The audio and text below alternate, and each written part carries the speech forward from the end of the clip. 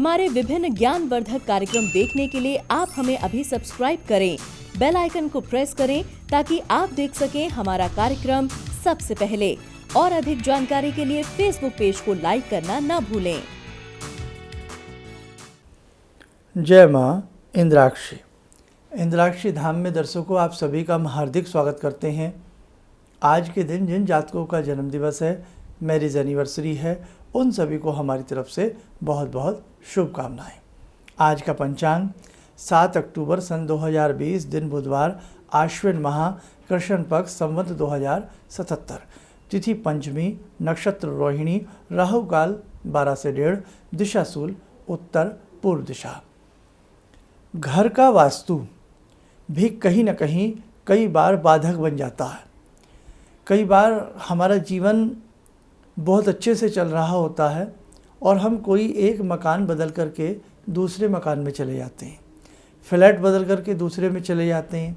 कई बार हम नया भवन बना लेते हैं। जैसे भी जो भी है, कहने का भाव कि यदि वहाँ कोई बड़ी वास्तु की गलती है, बड़ा वास्तु दोष है, तो वो भी हमारे भाग्य में बाधक बन जाता है। हमारा परिश्रम बहुत अच्छा होता है, हमारी नेक नियति बहुत अच्छी होती है, हमारी दूसरों के प्रति सोच बहुत अच्छी होती है, लेकिन जिस घर में हम रहते हैं यदि उसका वास्तु सही नहीं है तो वो भी हमारे जीवन के ऊपर असर डालेगा ही डालेगा। अब देखो, बहुत लोग कहेंगे ये सब कुछ नहीं होता है, ये सब अंधविश्वास होता है। बहुत लोग ऐसा कहते हैं, लेकिन कौन लोग कहते हैं? जिनको वास्तु नहीं आती, जिनका इन सब चीज़ों से कोई लेना देना नहीं होता। आप वास्तु के असर को मानना ही पड़ेगा। मंदिर में जाते हैं, भाव कुछ और हो जाते हैं, वहाँ की भूमि ऐसी है। शमशान भूमि में जाते हैं, वहाँ भाव शून्य हो जाते हैं, वहाँ की भूमि ऐसी है। भूमि का असर व्यक्ति के मस्तिष्क पटल के ऊपर आता ही आता है, इससे कोई झुठला नहीं सकता। आप जब किसी भी धर्म से जुड़े लोग अपने किसी धार्मिक स्थानों पर पहुँचते हैं, किसी बड़े स्थान पर पहुँचते हैं, भाव बदलते हैं। विवाह शादी में हम उस स्थान पर पहुँचते हैं, भाव बदलते हैं। संगीत की दुनिया में हम किसी संगीत में स्थान पर पहुँचते हैं, भाव बदलते हैं। बाज़ार में तड़क भड़क रंगीन दुनिया में जब हम जाते हैं तो भाव बदलते हैं। तो इसलिए भूमि का, वास्तु का पूर्ण असर हमारे ऊपर आता है। जिस घर में आप रहते हैं, यदि उत्तर दिशा सही नहीं, उत्तर दिशा से मिलने वाला फल आपको सदैव दुखी करेगा। आपके घर का आग्नेय कोण सही नहीं है तो उस घर में कलह क्लेश जाएगा ही नहीं। नैऋत्य कोण में अगर गलत तरीके का दिशा का दरवाज़ा बना हुआ है तो आप माने ना माने, उस घर में अक्सर चोरियां होती रहती हैं। वायव्य कोण में अगर द्वार गलती से बना लिया है तो हमने देखा, महसूस किया कि उस घर का मालिक ज़्यादातर उस घर में नहीं रहता। ऐसे बहुत लोग हैं, मकान बना लिए हैं, भवन बड़े बड़े बना लिए हैं, रहने आज तक पहुँचे ही नहीं हैं। अनेकों बार प्रयास किया है कि हम जाएं, अपने घर में रहें, लेकिन हो ही नहीं पाता है। क्यों? मकान क्या इसलिए बनाया था, भवन क्या इसलिए बनाया था कि हम उसमें जाएंगे नहीं? जाने के लिए बनाया था, रहने के लिए बनाया था, सोने के लिए बनाया था, लेकिन जा ही नहीं पा रहे। तो ऐसी स्थिति में मेरी यही मशवरा है आपके लिए कि किसी मर्मज्ञ को उसका वास्तु मैप अच्छे से दिखाएं, या अगर विज़िट कराते हैं तो वो सोने पे सुहागा होती है।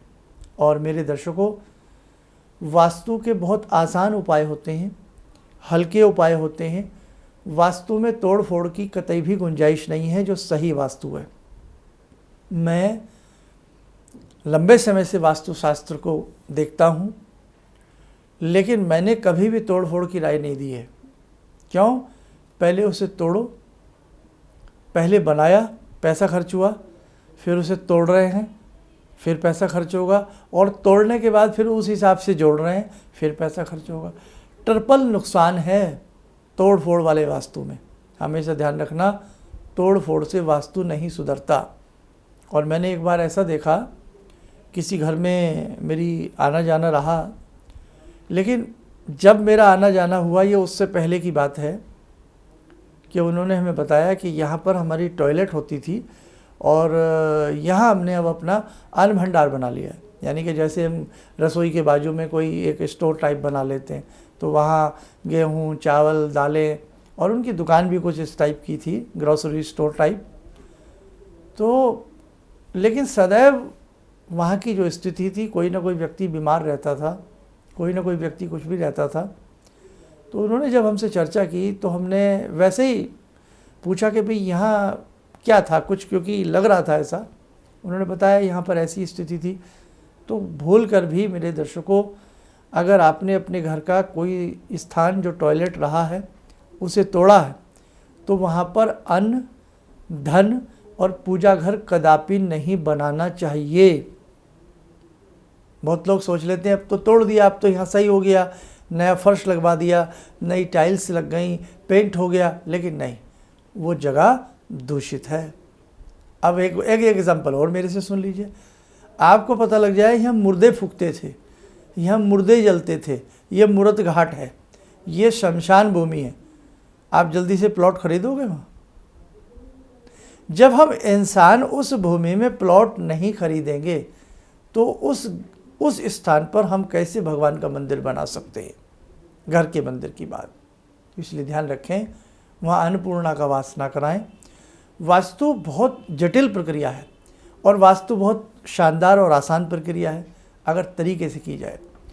आपके घर का यदि कोई कोना कटा है, दुर्घटनाएं ऐसे लोगों के साथ ज़्यादा होती हैं। कहने का भाव, बहुत सारी चीज़ें तो मैं आपको समय समय पे बताता ही रहता हूँ, और वास्तु टिप्स से संबंधित मेरे बहुत सारे अंक हैं। अब आप सोच रहे होंगे इस अंक में मैंने उपाय तो बताया नहीं। उपाय इसलिए नहीं क्योंकि कहाँ से आपके घर का वास्तु ख़राब है, उस हिसाब से उपाय होते हैं, समझे।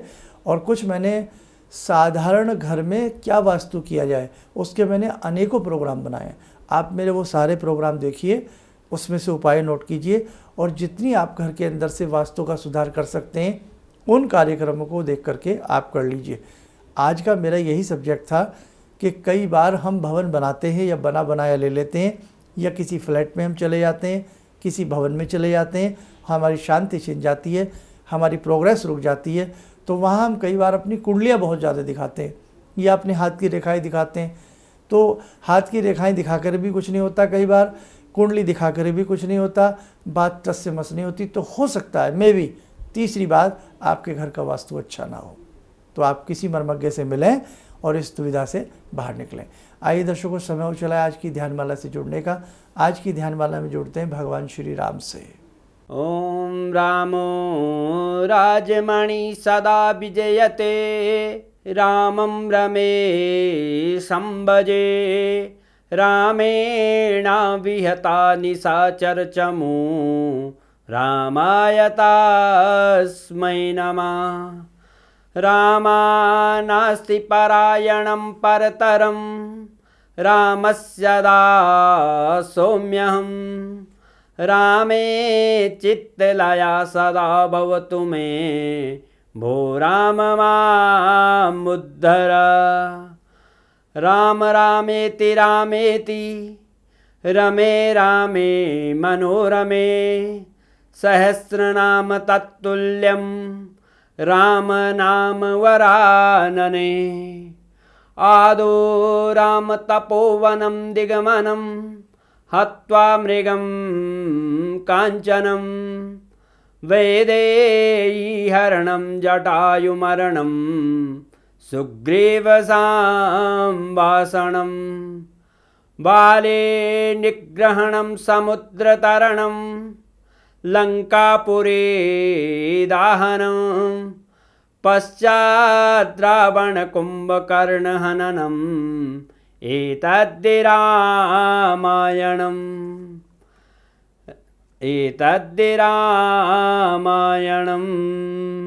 कवच बना लें, ध्यान करें, प्रभु श्री राम का आशीर्वाद हम सबके ऊपर बरस रहा है।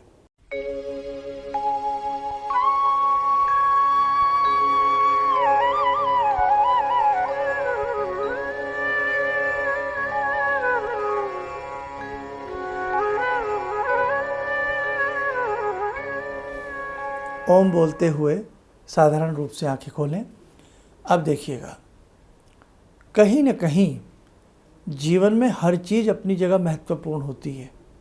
चाहे आपका वास्तु हो, ज्योतिष हो, कोई भी चीज़ हो, अपनी जगह उसका एक विशेष महत्व होता है। वो बात अलग है कि हमें उसकी महत्ता नहीं पता हो, वो बात अलग है। हमें उसके उपाय ना आते हों, लेकिन बहुत सारी चीज़ें संसार में भी ऐसी हैं जो हम बहुत लोगों से अपरिचित हैं। कई बार किसी व्यक्ति से मिलकर के कुछ चीज़ें हम पहली बार जानते हैं। अच्छा, ऐसा भी होता है? अरे आपने तो बहुत बढ़िया बता दिया, हमारी तो ज़िंदगी अच्छी हो गई, हमारा तो ये काम अच्छा हो गया। तो बहुत सब्जेक्ट ऐसे हैं, बहुत सारी ऐसे ज्ञान हैं कि जो अभी हमसे अछूता है। ऐसे ही देखते रहिए, कुछ ना कुछ आपके संग चर्चा होती रहेगी। और नवरात्र आने को हैं। नवरात्रों में श्री यंत्र, सूर्य यंत्र और अंबिका यंत्र, विशेष प्रकार के यंत्रों की रचना का निर्माण नवरात्रों में हमारे ब्राह्मणों के द्वारा हो रहा है।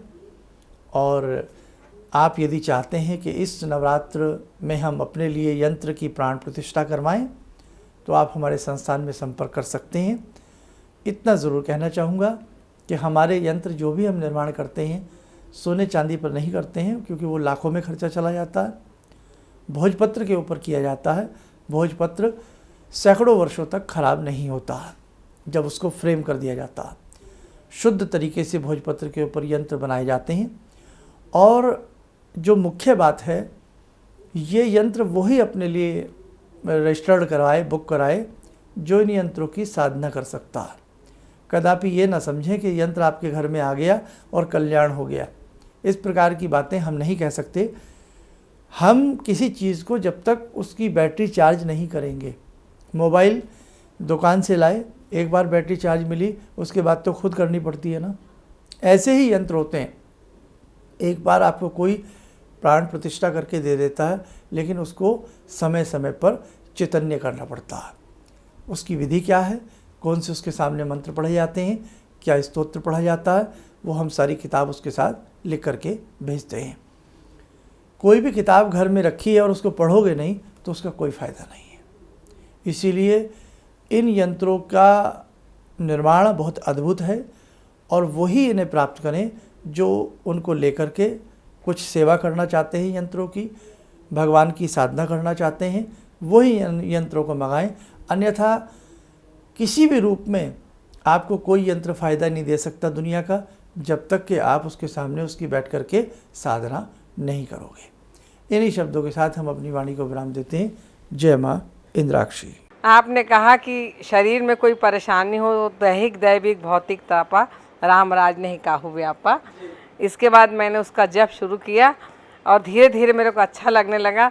और मैंने कहा कि अब पंडित जी से कैसे जुड़ूं, क्या जुड़ूं, तो मैंने कहा कैसे करूं। मैं बोली ईश्वर अगर सही है, माँ भगवती की मेरे पर कृपा है, तो ज़रूर मेरा कोई ना कोई रास्ता निकलेगा। तो ये सारी चीज़ें मेरे को ईश्वर की कृपा से आपका साथ मिला, और मेरे अंदर की श्रद्धा थी जो मैं आपसे जुड़ी सनातन धर्म के प्रति। और हमने जहाँ जन्म लिया है उस धरती के ऋण को हमको अदा करना है, इसलिए आपके चरणों में मैं। किसी भी समस्या के समाधान के लिए मिले प्रसिद्ध हस्तरेखा एवं वास्तु विशेषज्ञ प्रोफेसर धर्मेंद्र शर्मा जी से। नोट: शिविर में भाग लेने हेतु एवं व्यक्तिगत रूप से मिलने के लिए कॉल करने का समय सुबह 10 बजे से शाम 6 बजे तक। हमारे विभिन्न ज्ञानवर्धक कार्यक्रम देखने के लिए आप हमें अभी सब्सक्राइब करें, बेल आइकन को प्रेस करें ताकि आप देख सकें हमारा कार्यक्रम सबसे पहले।